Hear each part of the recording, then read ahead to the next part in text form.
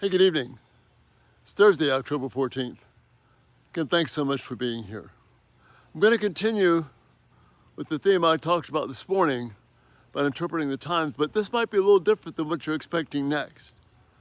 Because one way we can interpret the signs of the times is to be able to discern our culture's active war on women and how the church is playing right along with it.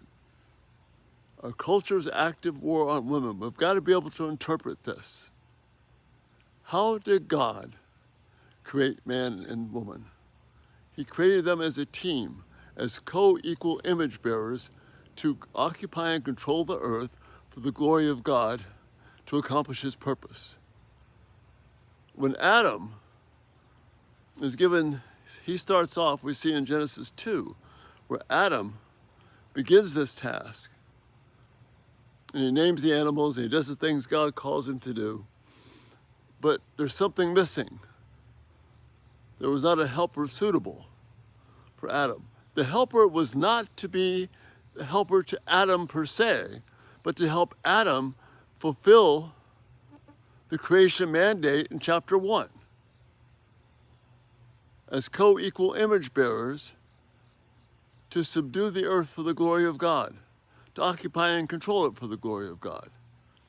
So the woman's job, her primary job, is not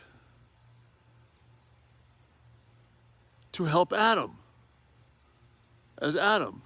Her primary job is to work together with Adam to help him complete the goal that God had for mankind to do.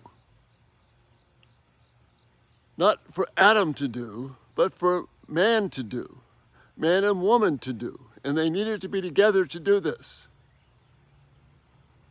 So women have that special, phenomenal role of helping and bringing about the kingdom of God on earth. And yes, they work together with men to do that, and yes, there's a creation order, and there is headship and all of that. But her role primarily is not Adam, and then she comes along to help Adam. Adam is incomplete. You remember, in this perfect, beautiful, excellent creation that God made that was without sin, there was one thing that wasn't good. How can there be something not good in a perfect world where no sin exists? What didn't exist was a woman to come and complete Adam as they worked together to accomplish what God had given them to do, what the creation mandate has called them to do in Genesis chapter 1. Our culture has used women to meet the needs of men. Now, women are rebelling against that, and I can understand why they do. But we still continue that. We still expect women to meet our needs as men. And in the church, we fall right into that. And because there's a specific order in terms of authority and how things are supposed to work, it doesn't mean that women have nothing to do or no major contributions to make in terms of teaching and leading. It just means that men have a unique role of leadership and protection and authority for protection. But if we are to believe the Bible and what it said, men and women are to work together as co-equal image bearers. We cannot view women as objects for men. The purpose of a woman is not to make man happy sexually. It's not to make a man feel good about himself. As we have mutual relationships, yes, we can enjoy all the beautiful things God has made for us. But it's not because of some order where man is to be completed by woman in that sense. Men and women are to be completed together to do what God called them to do. And the war on our culture and on the church is to make men think and to make women think that they are in subjection to men in terms of what they can accomplish. And that is the war on women. And that's where we're misinterpreting the signs of the times.